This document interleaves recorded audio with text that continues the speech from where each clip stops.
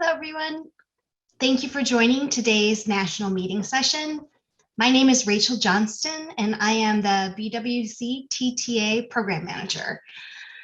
This session is about understanding the benefits of compliance checks and audits with Dan Zender and Scott Hogg. Before we begin, I'd like to go over a few items. Please keep your phones and computer audio on mute to avoid background noise. The session is being recorded and will be posted on the BWC TTA website. If you would like to ask a question of the panelists, please use the chat function and direct your questions to the host. You can send a question at any time during the session. To access the chat function on your computer, use the button located at the bottom center of your screen. And if you're using a mobile device, your chat function is located in the top right corner of your screen. You can also add reactions during the meeting using the toolbar at the bottom of the screen. Please edit your display name by hovering over your name, clicking on More, choosing the rename option, and changing your screen name to reflect your full name, title, and agency. This will help us ensure that we mark you down for your grant requirement. After this session, there'll be an opportunity to evaluate it through the session page in the conference application. Please select Rate Session and provide us your input on the session to help improve future events. As a reminder, points of view or opinions expressed herein do not necessarily represent the official position or policies of the U.S. Department of Justice. Finally, please reach out to using the chat function or email bwctta@cna.org if you have any questions throughout this session or the national meeting. I'm going to turn it over to Scott and Dan now. Thank you. Well, good afternoon, everybody. Appreciate the opportunity to be with you, and I really appreciate the opportunity to be presenting with Dan.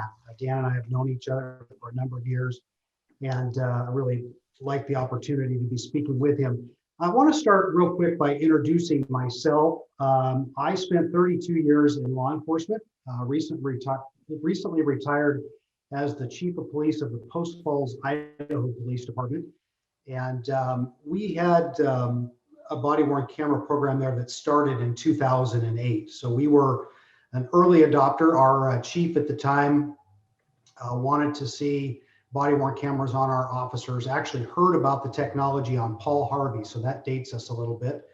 And so I was assigned that task of getting cameras on our officers and have been involved in body-worn cameras from the beginning to basically the end. So with that, I'm going to turn it over to Dan to introduce himself. Hello, everyone. My name is Dan Zender. I'm a retired captain from the Las Vegas Metropolitan Police Department. One of my assignments in the department was as the project manager, program manager, when we brought cameras on in the 2014 to 2016 date range. I've been with the TTA since its inception in 2015, and I work with Scott on a number of topics related to body cameras, and we have worked and spoken about this compliance and auditing issue a number of times before. So I'm looking forward to having a great session with everyone. We wanted to start by just sort of going over the objectives of the program. And as was mentioned, we encourage your questions. So use that chat box to ask questions about this topic as we go through this. And then at the end, we'll make sure and get to those questions. But the objectives are understanding the difference between a compliance program and an audit program. And there are differences. A lot of people see these two terms as interchangeable. Hopefully at the end of this presentation, you'll have a better understanding that they are separate and different. A compliance program, today we're going to talk about why is it important, some of the key components, who should be doing the checking. When you put this program together, who in your organization do you want to be doing these compliance checks? And we'll have some in-depth discussion about that. What are they looking for?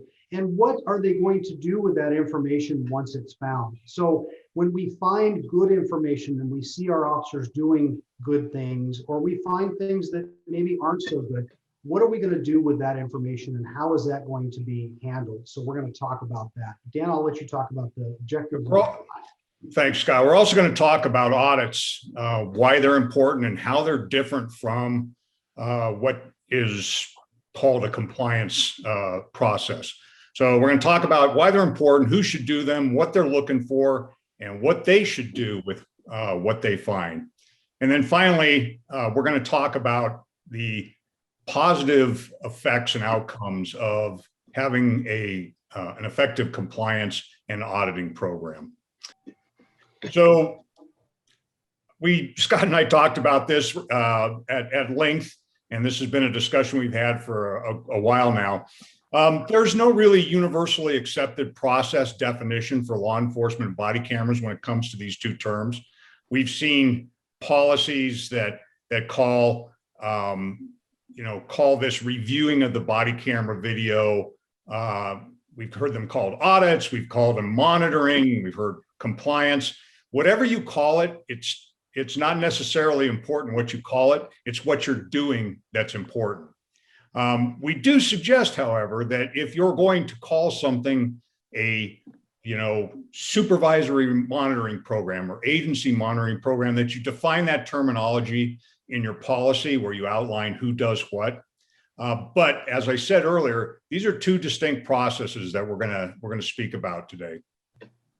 Okay, we talk about compliance, so we'll put some terminology out here. It may be referred, as Dan said, as monitoring views, compliance checks. A lot of agencies have different terms for it. We recommend that it be completed by a supervisor to ensure that those compliance checks are done and that the information is portrayed like it should be. And then what you're looking for in that compliance is ensuring that your policies and procedures are being followed. Are you doing what you say you will do day to day? It's a perfect opportunity for an agency to be able to get a picture of what's going on in their organization. So we've got a poll question here. Does your agency conduct compliance checks? If we could have that poll come up. While we're waiting for those poll results to come up, we talk about compliance checks and the importance of them. In our organization, there was many times where we found during compliance checks that there were things that were happening in our organization that we didn't know about. And again, this program of compliance checks or audits, this is not about getting officers in trouble. This is about ensuring that we're doing what we should be doing. And I think of one example in a routine check where we had an officer that was responding to a non-emergency call at well over 100 miles an hour. The body cam video showed the speedometer. And so we were able to take steps to try to reduce risk, improve officer safety, just through a routine check of finding things that we wouldn't have known about. Again, not getting officers in trouble, not Big Brother, but just making sure that we're doing the best we can to reduce our risk. So our poll is that it looks like 80% of agencies that responded have compliance check programs, which is great news. Dan?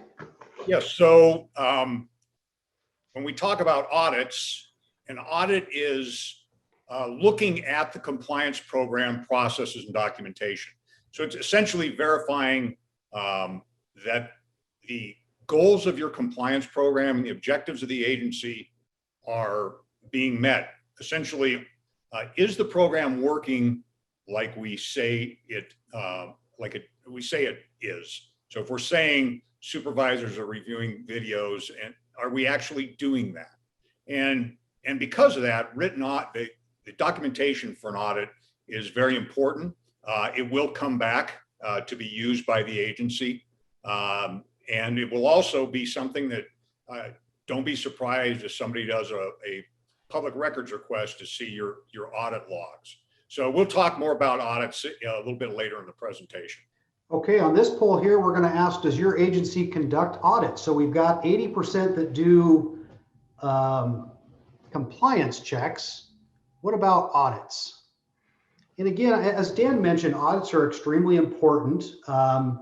We had a situation in our agency where we weren't doing audits, and it came back to bite us a little bit. We thought that we were recording information, and we didn't double check that it was being recorded, and we didn't find out that we weren't actually recording it until we did have that public records request, and we had to explain to that citizen that we didn't have didn't have that information they were looking for. And as the chief mentioned in the opening comments this morning, the only thing worse than not having a camera is having cameras and not having the video when someone asks for it. That's a bad thing to happen. So you want to catch those type of things in your audits, making sure that the program that you have in place is working efficiently, so you don't have data loss or other things. Okay, so it looks like about 68% have audit and 32% don't. So those numbers are actually higher than what I thought. That's great news.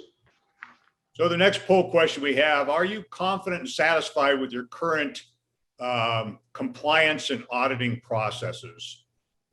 Regardless of what you define them as, are you satisfied with them? And I will, while we're waiting for those results to come in, I will share with you in the early days, for those of you who are getting into body cameras now or just recently in the last year or two, you've come in at a good time. We've learned a lot of lessons over the years. When we first started in Las Vegas, we didn't have any formal compliance or audit process. It was all done by hand by a couple of people in my office. We looked at essentially matching up CAD with the logs from the digital evidence management system. And so we were looking at both of those and trying to see mostly activation. And as you're going to see as we go through this discussion, compliance checks are more than just checking on activation. Of course, those are the things that get folks in trouble. And so it looks like most of you are satisfied.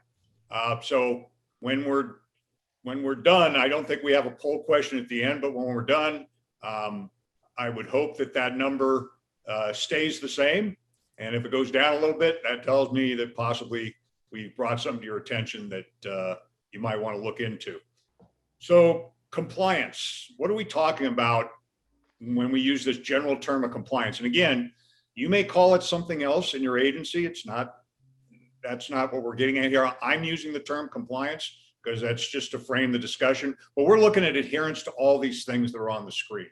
You know, are your officers doing all the things that you believe they do, that you've set out in your policy, that are standards by the department, that are requirements, rules, regulations, whatever it may be?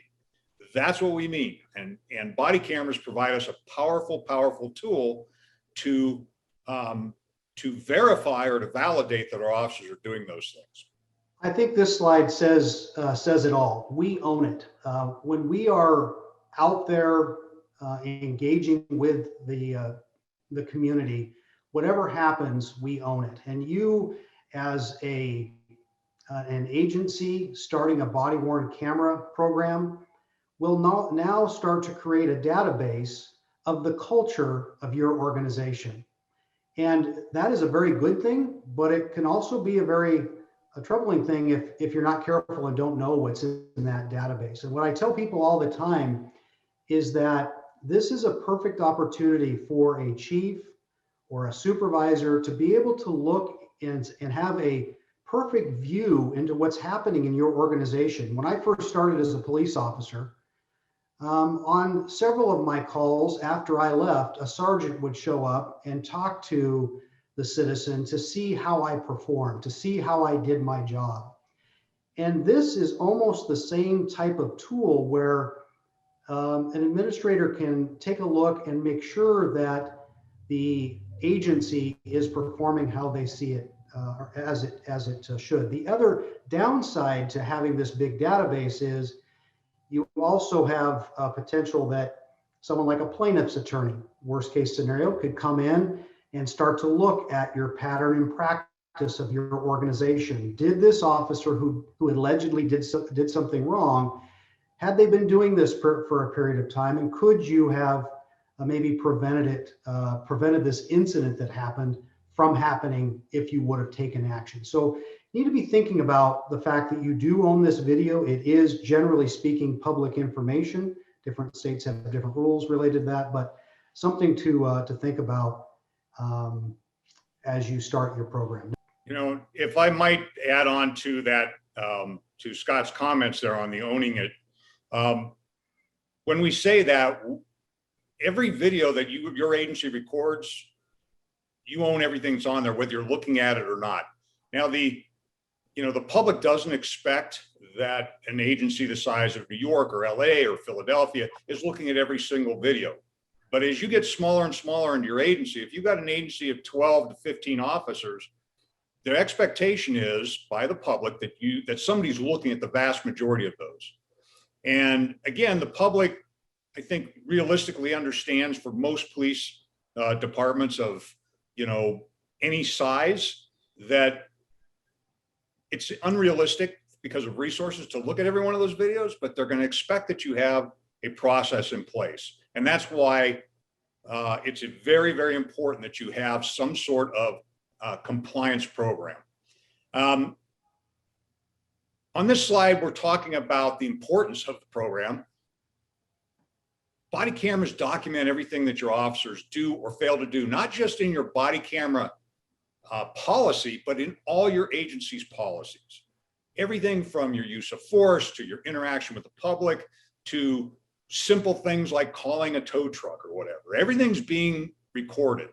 And so ensuring that your officers are compliant with your policies is important because everything's being documented.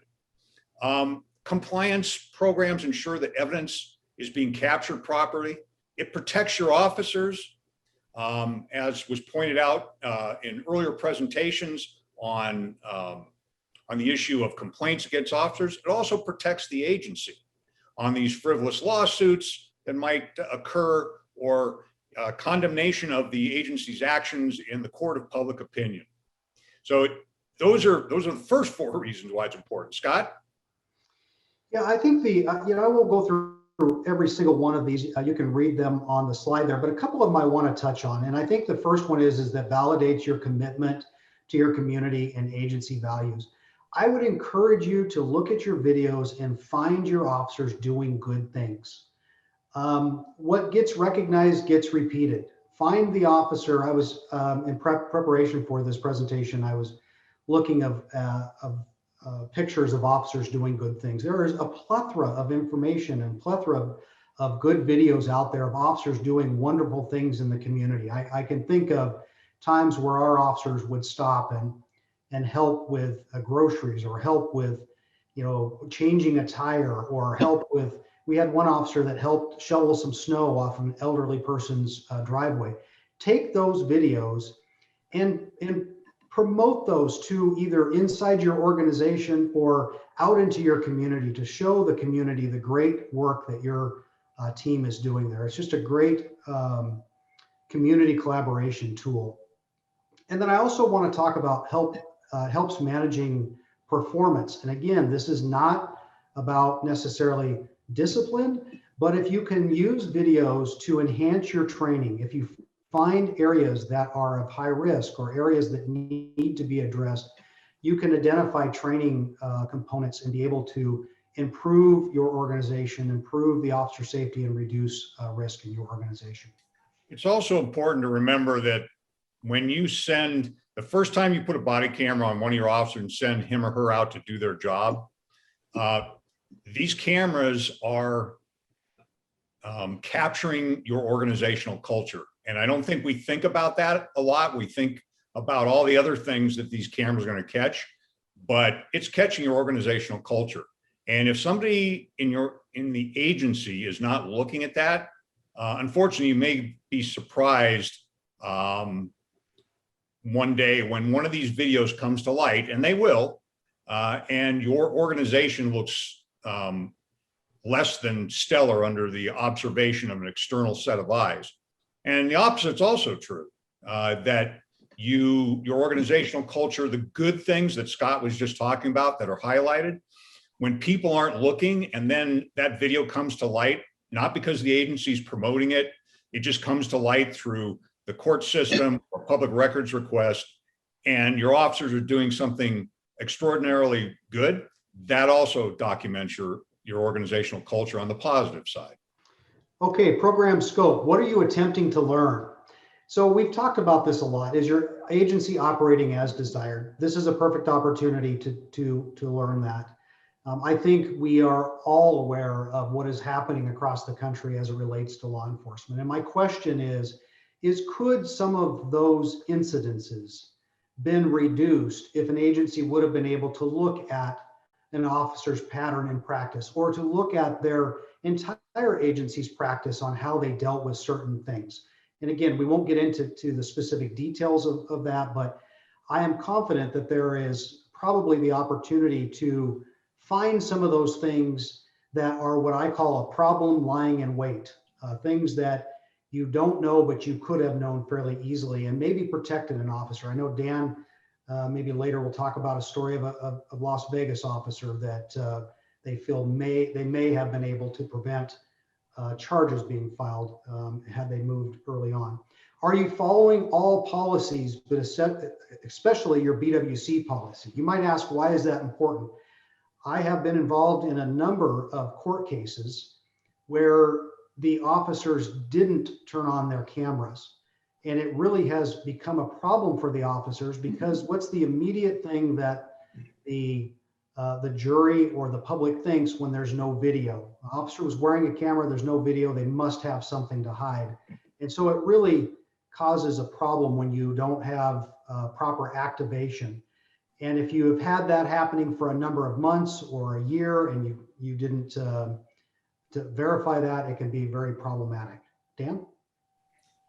One of the other things we're attempting to learn is, have your officers been properly trained, or do you have training gaps? Are your officers complying with the law? And this is a big one, especially for agency leadership. Can you identify risk to the agency by review of this body camera video? And this is going to come back to, as we're getting ready to go into the levels of compliance inside the agency. So we believe there's 4 components to any program, regardless of what you call it. One is the policy. It's the foundation for everything you do. Then it's the process, who's looking at it, at what level, and what are they looking for.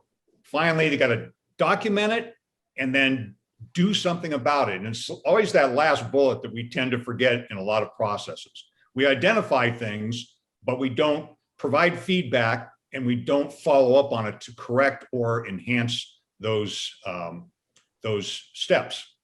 Okay, on this poll here, we wanted to find out, at what level does your compliance program operate? We decided to ask this question before we talked about the levels of the program, to get an idea of what folks are doing out in the field. And hopefully by your answers and how we discuss these levels, you may make some adjustments, or you may be validated in how you do your processes.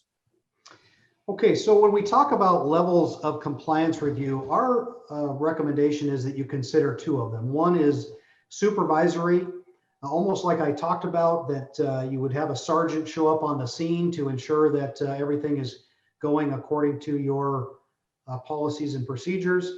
You would have a supervisor do random reviews of videos on a predetermined time. Could be once a week, twice a week, whatever your agency sets up. Also recommend that you consider it being done at the agency level. There is positives to having upper management take a look at some of these videos, and making sure that even the chief, some of the smaller agencies, they have the chief that will be doing some of these reviews. So our results, 68% are doing it at both levels, and 31% doing it at the supervisory level only. So we'll talk about this a little bit more in the coming slides. Thank you. So supervisory review. There's a list of things that we put on this slide. I'm not going to go through all of these, but essentially what a supervisory review is it's what supervisors have always looked at. Think of this supervisory review as if the first line supervisor could be on a call with every one of their officers simultaneously.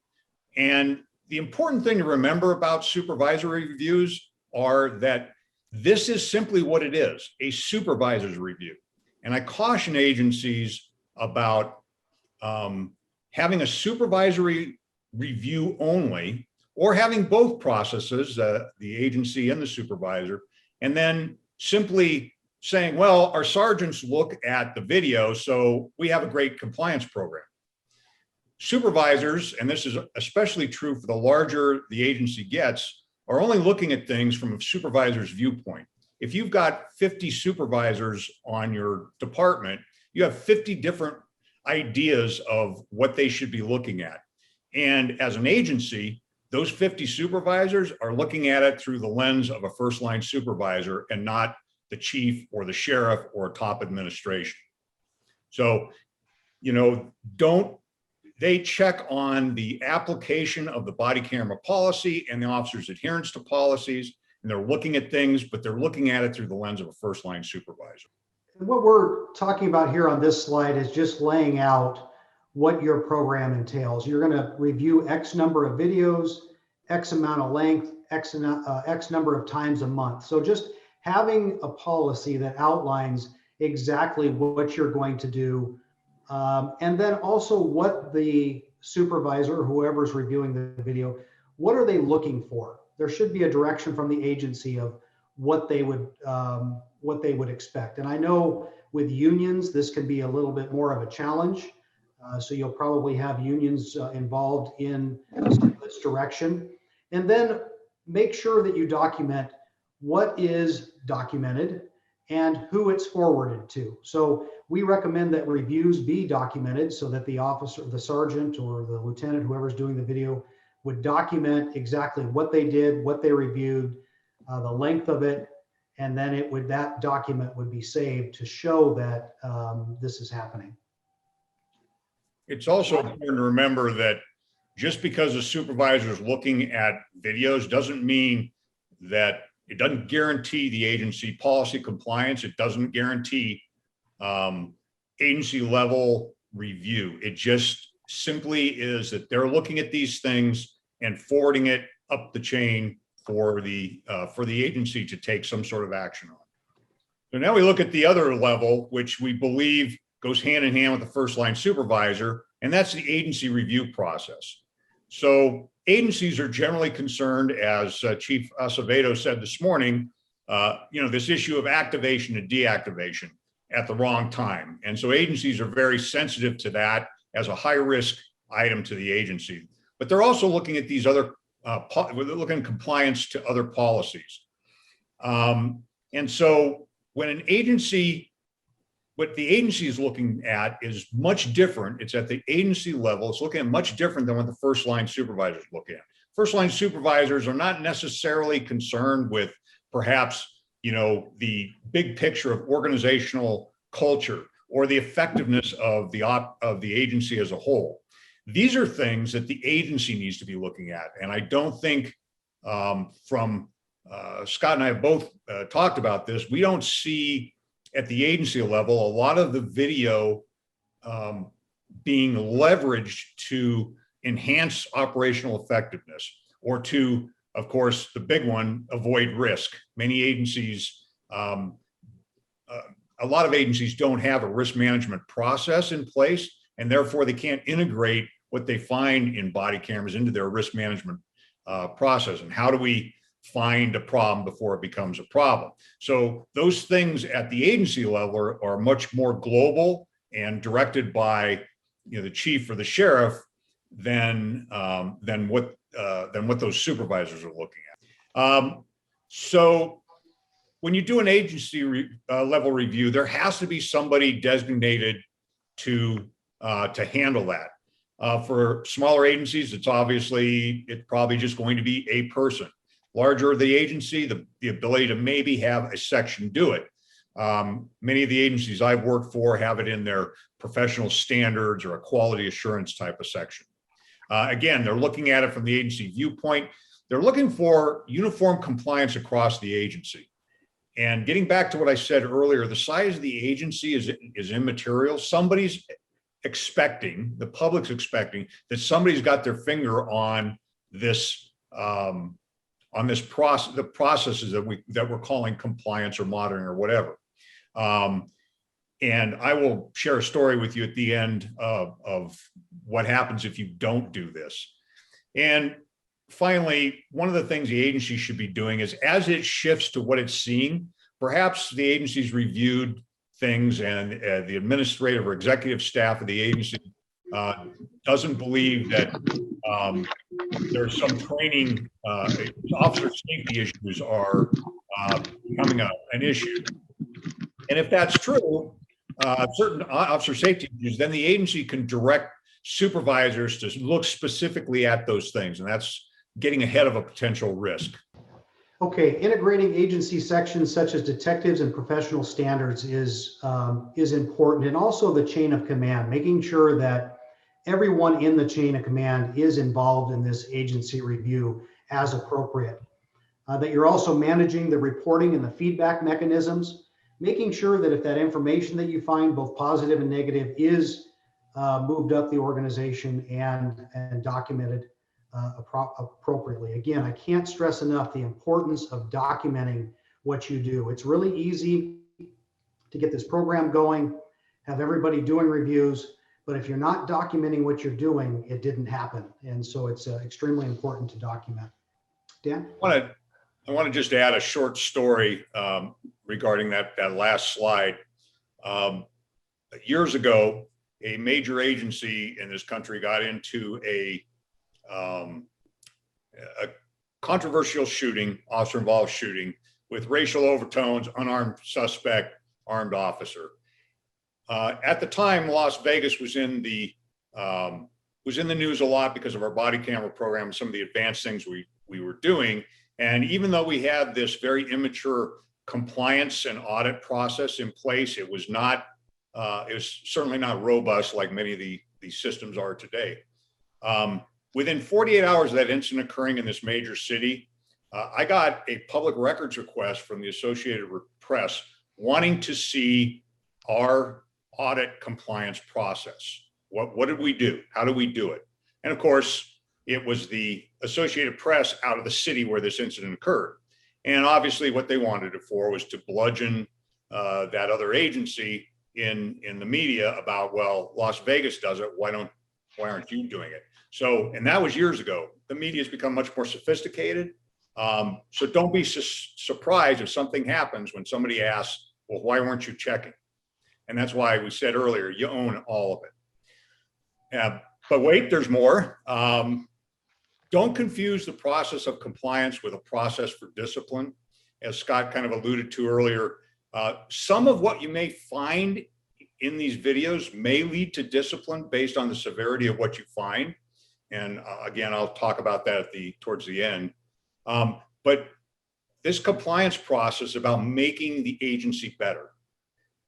Having said that, somebody once said, and I read it somewhere, don't remember where, however, policy without policy enforcement isn't really a policy. So it's a balancing act for the agency. And as Scott alluded to, the unions have some issues with this. This process of looking shouldn't be perceived by both the officers and bargaining units as a fishing expedition. This is about protecting our officers, protecting our agency, and finding those things that need to be fixed and moving on them. But if we do, in the process of doing that, we find something that needs to be corrected through the disciplinary process, then it has to be done. So it's a balancing act for the agency, and the agency needs to communicate that balancing act to the officers in the agency. I just want to mention on this slide where it talks about the compliance processes about making the agency better.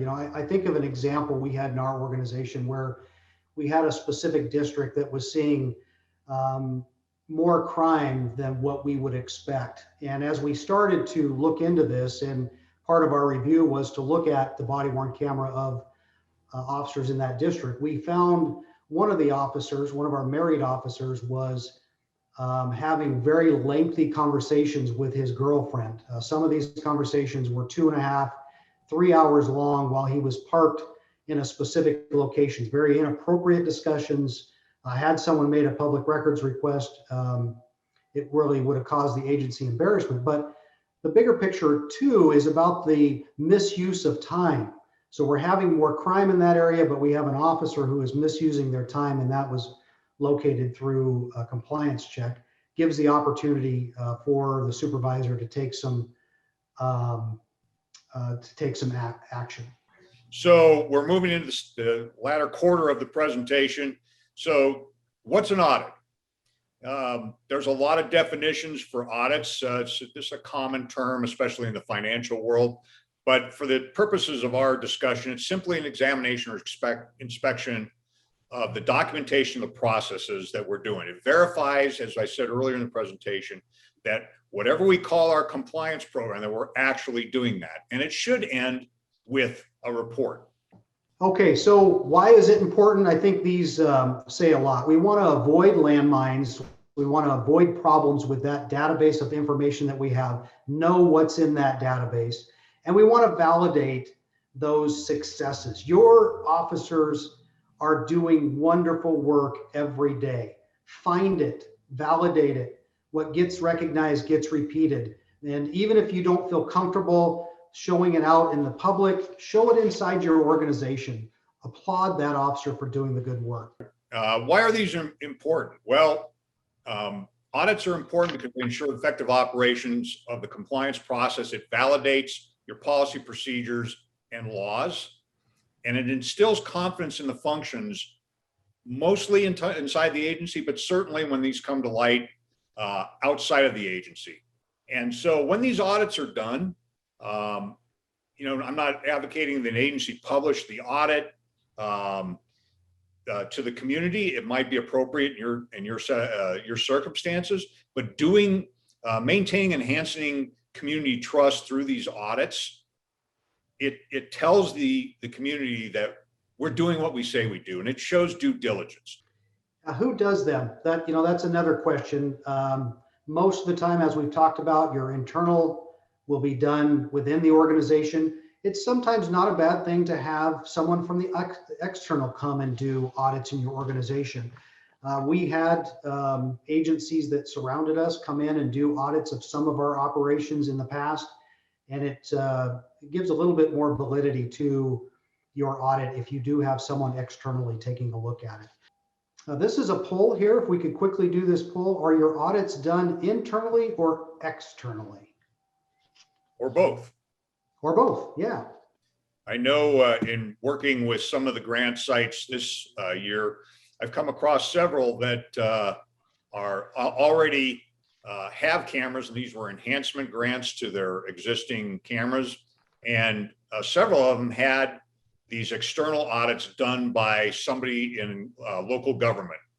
So I'm assuming if you answer externally, that's somebody from the local government, but it could also be somebody that the agency hires to do those audits. So the results are most of you are doing it internally, and that's good. However, remember the critical eye from outside of the agency is going to say, well, you're policing yourself. And so if you can engage an external auditor, or if you have actual licensed auditors on your agency, if you're a bigger agency, that's great, but try to consider integrating an external auditor. So what are they looking for? Well, what they look for is depending on what you define as your compliance program. They're looking at all the process, everybody in the process, all the documents supporting it. They're not looking at the video per se, unless there's some particular reason. They're not looking in the videos. They're doing a SWOT analysis, strengths, weaknesses, opportunities, and threats for the agency. They're making recommendations, but most importantly, it's validating that, are we doing what we say we are? So what do we do with what's found? I won't go through every single one of these, but obviously you want to review the findings and make sure that if there are deficiencies or there are weaknesses, that you're taking some kind of action. And again, I would encourage you to think about training. Are there some things that you can do to train your officers to address this? Sometimes you have to have that sort of hand on the shoulder conversation with officers to explain officer safety deficiencies, maybe driving too fast, maybe taking unnecessary risk that you see on these videos. it would be wonderful to be able to take some kind of action, have a conversation with an officer, and learn that maybe you saved a life by being willing to step up and take that that issue to the officer. Providing feedback to the organization and providing feedback to the community. So a lot of different things to do with the information that's found. This is a poll question here. How often are your audits done? More than annually, yearly, or longer than yearly? While we're waiting for those results to come in, I just want to piggyback off of something Scott just said on that last bullet on the slide, which was to share your information share the results of these audits with the community. Larger agencies will do this on whether it's a consent decree or collaborative reform. These documents, these major things we do, these are all published and shared with the community. Consider taking the results of these audits and making them available to the community. It again provides that transparency, validation to the community that we are looking at what our officers are doing. Okay, so how often are your audits done? It looks like more than annually, 61%, yearly 33%. So that's good. These statistics are much better than what I had anticipated. So that's great to see. Absolutely. In closing, I think this is our final slide before maybe you have a couple of questions. What are the positive outcomes of what we've talked about today? And I think this first one is extremely important, and that's finding the problem before it explodes, finding that problem lying in wait. And I've talked about officer safety and wellness throughout this presentation. That is a key component or a key issue to me. I've been involved in the Below 100 program since its inception. We know that officers many times die in the line of duty in preventable incidences. And if we can find those landmines, those issues that may save an officer's life or prevent injury, this is the opportunity to do that. And also, if we can save officers criminal charges by finding something before it becomes a big issue, this is the opportunity to find that. And then number two, finding the hidden gems. As I mentioned many times before, our officers are doing wonderful things. Find it and recognize it. Dan? Yeah, before we open this up to questions, I'll just share a very quick story. In Las Vegas in 2014, we had an officer that was fired by the agency, indicted by the district attorney, eventually went to federal civil rights violation for an incident that occurred on a pedestrian stop. Had racial overtones. The behavior of this officer was flagrant and just not acceptable by any stretch of the imagination. Supervisor saw the video, brought the attention to the chain of command, internal affairs, that started the mechanism. We weren't sophisticated back then enough to realize how to leverage body cameras. This was in our first 200 cameras that had been deployed in the agency when this happened. And I've often wondered, had we gone back and looked at that officer's video, had somebody been looking at that video in the previous 6 months, would we have seen that behavior? Would we have seen indicators? Could we have saved that officer's job by supervisory intervention, maybe through discipline, change his behavior, certainly save the agency the embarrassment and some money. And, we weren't sophisticated enough. However, we are as a profession now. We should be looking at these. And I can tell you what, the media certainly knows that when an incident like that occurs now, they can't get that video. But don't be surprised when they come to do a public records request for the previous videos involving that officer, and you have to release them. And they see that behavior. The question is going to be, wasn't anybody looking? You saw this. Why didn't you do something? Or you should have been looking at it. So I think we have a couple of minutes maybe for questions. Do we have any questions on your end, Emma? I got a couple that came through me on private chat. We do not, so please feel free to answer those that you received. Okay, so Scott, I'll leave this question up to you. It says, how do you train supervisors to complete this task of compliance?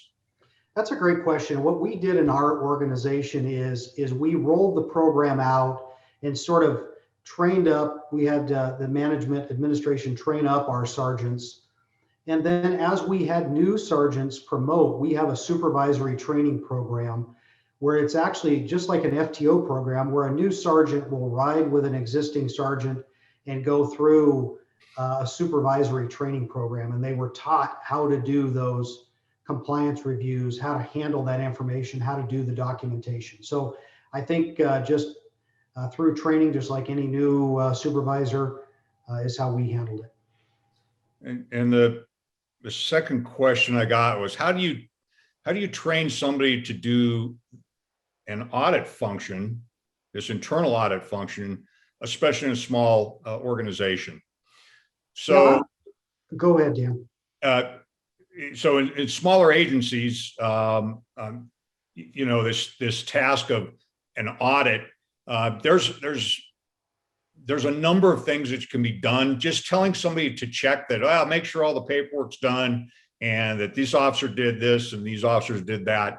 That's not enough.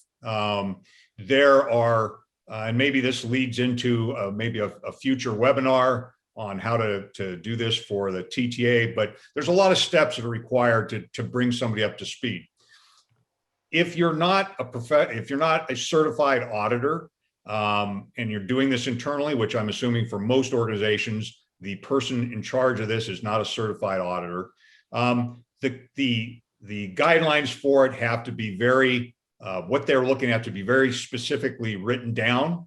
It can't be, a captain does it this 6 months, and then in the next 6 months it's somebody else, and they're following different checklists, or they're just going and doing a basic check. That is, while it may give you a sense of security that you're doing an audit, it's not sufficient. It has to be very clearly outlined. And we could go on with that, but I see we're out of time. So with that, I'll turn it back to Scott. Do you have anything in conclusion? I was just going to say in conclusion, the nice thing about the CNA, the TTA leads for organizations that are just starting their program, if you have questions about this, get with your TTA lead. There's a lot of organizations that are doing this great, and we can set up peer-to-peer sessions with that organization so that you can see how they're doing and learn from other organizations. I'm a big fan of borrowing other people's work rather than reinventing it. So with that, we'll turn it back over to Emma or Jessica.